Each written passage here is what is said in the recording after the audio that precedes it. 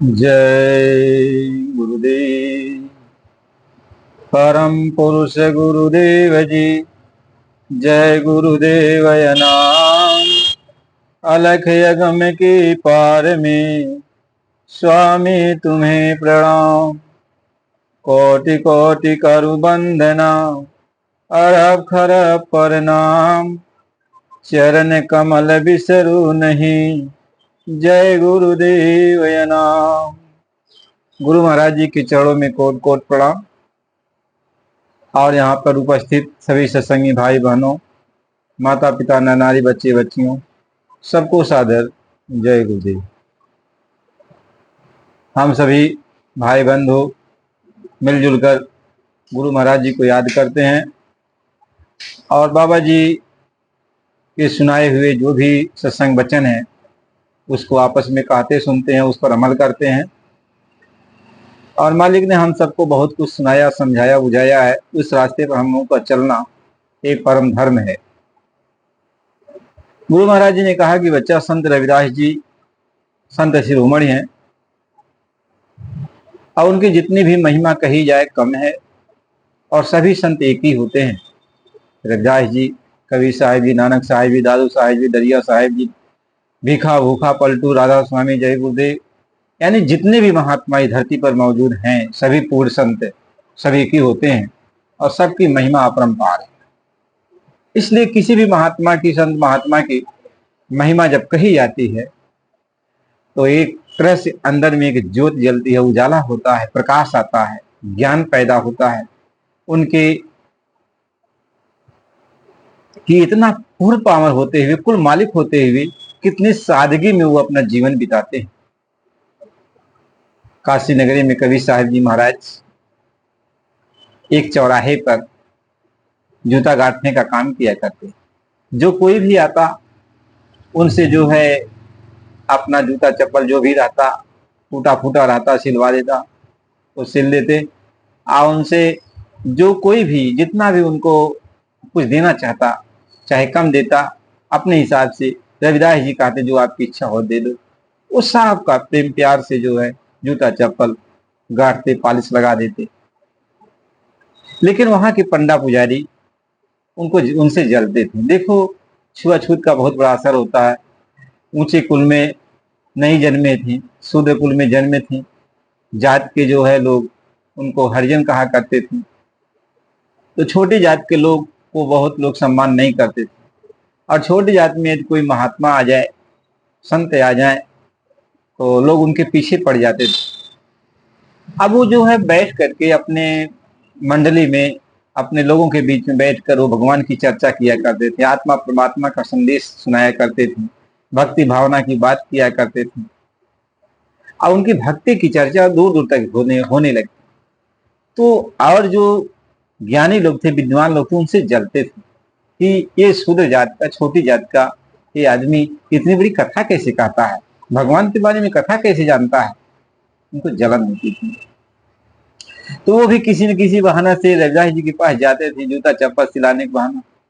वो प्रेम प्यार से उनके जूता चप्पल को सिल देते, पॉलिश लगा देते।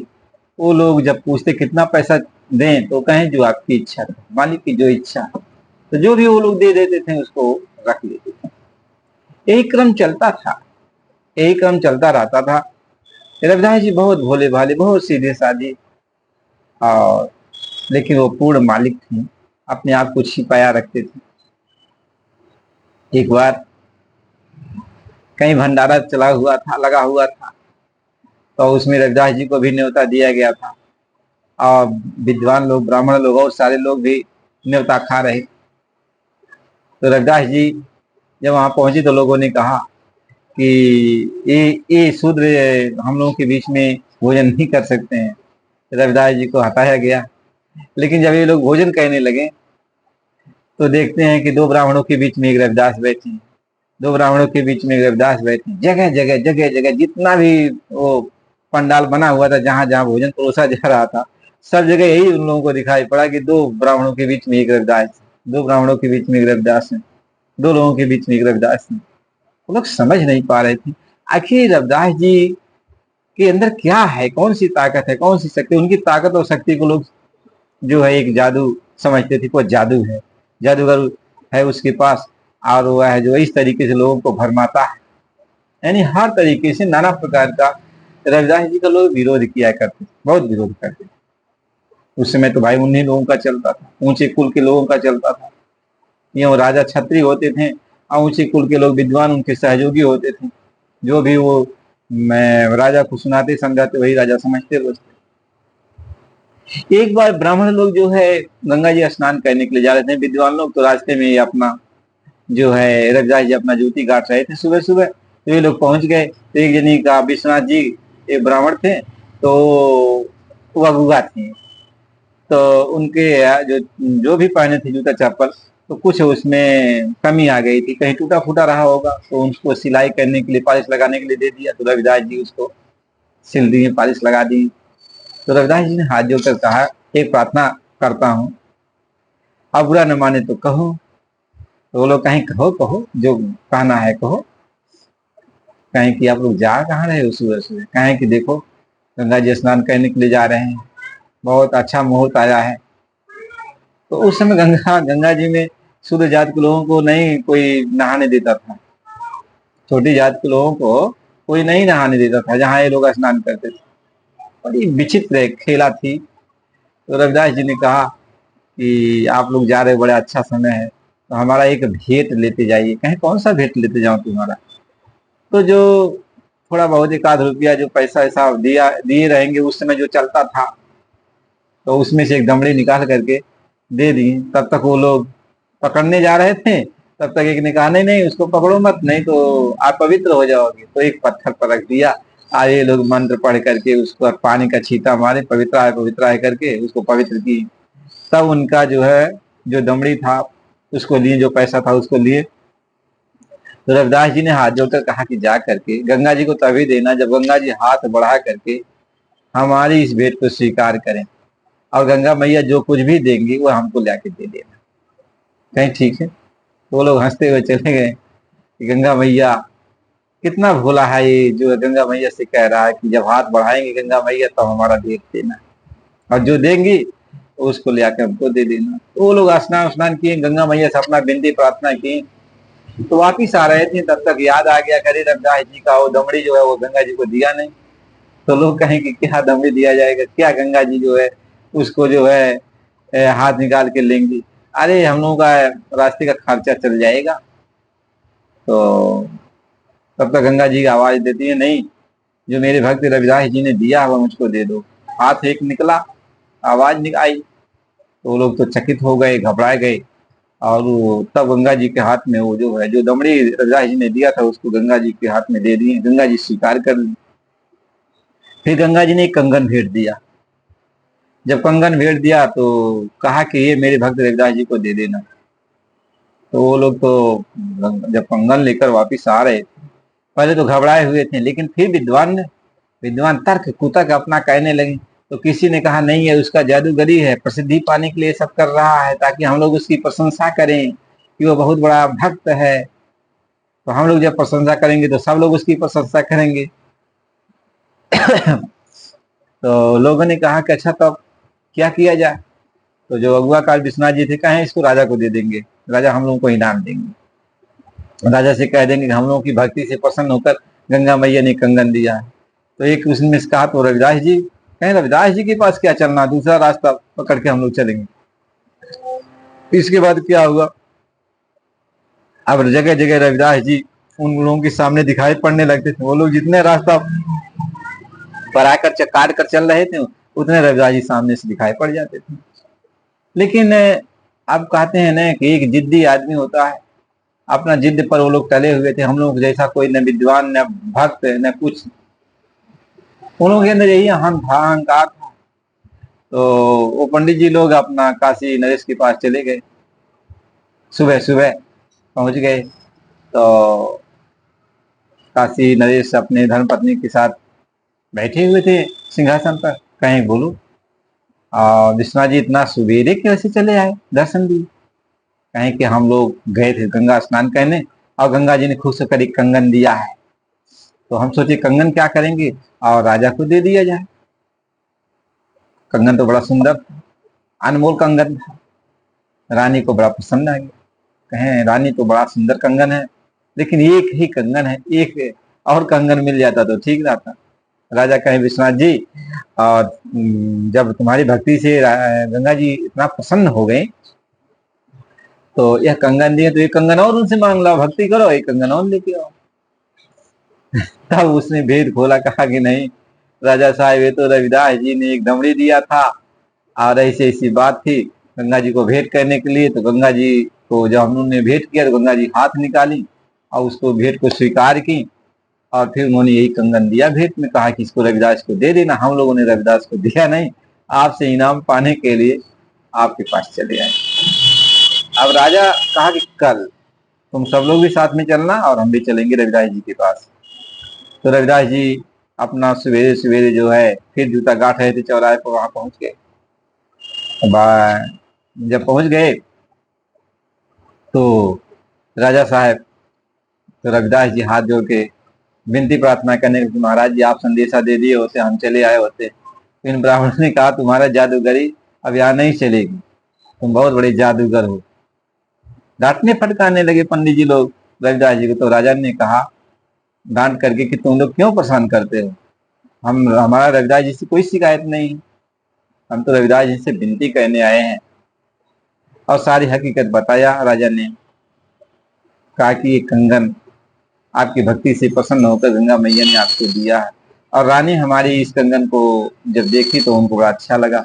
वो सोचे कि एक कंगन और मिल जाता तो ठीक रहता। यदि आप कंगन दे सकते हैं कोई बात नहीं, नहीं दे सकते तो भी कोई बात नहीं, आपसे हमें कुछ कहना नहीं।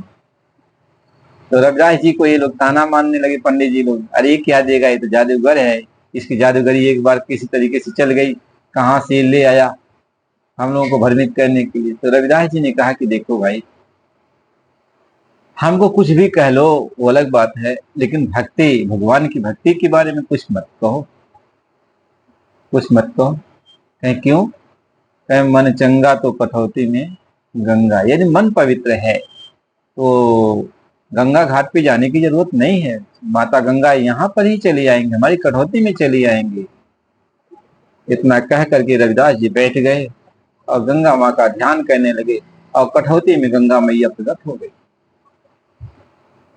और उन्होंने कहा रविदास जी जितना कंगन लेना हो ले लो।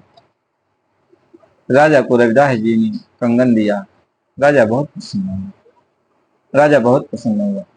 आए पंडित जी लोग अपना मुंह काला करके अपना वापिस चले गए शर्मा करके। लेकिन फिर भी रविदास जी को ये लोग बख्शने वाले थोड़ी थे, रविदास जी को बख्शने वाले नहीं, एक न एक षड्यंत्र, एक न एक जो है कांड रविदास जी के साथ लगाए रहे। फिर रविदास जी को यहाँ तक कि जिस स्थान पे वो जूता काटने का काम किया करते थे उनको भी उस स्थान पे रहने नहीं दिया जा रहा था। अरे महात्माओं को बड़ा कष्ट दिया जाता, बहुत तकलीफ दिया जाता है, लेकिन महात्मा सबकी तकलीफ को सुन लेते हैं, सह लेते हैं, हर तकलीफ को बर्दाश्त कर लेते हैं।